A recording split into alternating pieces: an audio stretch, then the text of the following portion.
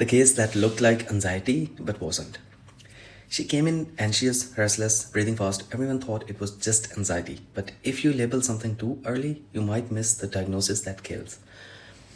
So she was a young patient, conscious, alert, but visibly anxious, complaining of shortness of breath and a feeling of impending doom. Her heart rate was elevated, respiratory rate high, and she kept saying she couldn't catch her breath.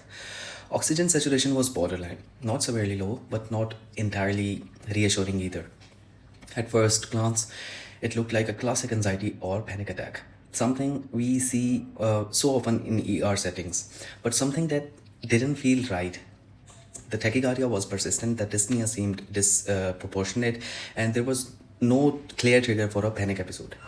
In the ER, one rule we learn quickly is this: unexplained tachycardia and breathlessness should always raise suspicion for something more serious. So we started looking deeper. There was no significant chest pain, no obvious signs of infection, no wheeze to suggest asthma, but subtle clues began to appear. The patient had been relatively immobile for the past few days. There was mild discomfort in the leg that she hadn't paid much attention to, and suddenly the picture started to change. This was no longer a case of just anxiety. This was a possible case of pulmonary embolism. In such cases, the presentation can be deceptively mild in the beginning. Patients may only have tachycardia, mild hypoxia, and anxiety-like symptoms, but underneath, a clot may be obstructing the pulmonary circulation, putting strain on the right heart. We proceeded with further evaluation, ECG, ABGs, and imaging, and the diagnosis was confirmed. What looked like anxiety was actually a potentially life-threatening embolism. This case is a reminder that not everything that looks psychological is benign.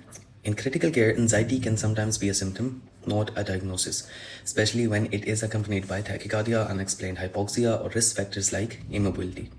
Missing this can delay life-saving treatment. In the end, the difference between anxiety and something far more dangerous often lies in the details we choose to notice, because in the ER, the most dangerous diagnoses are not the obvious ones. They are the ones we almost ignore.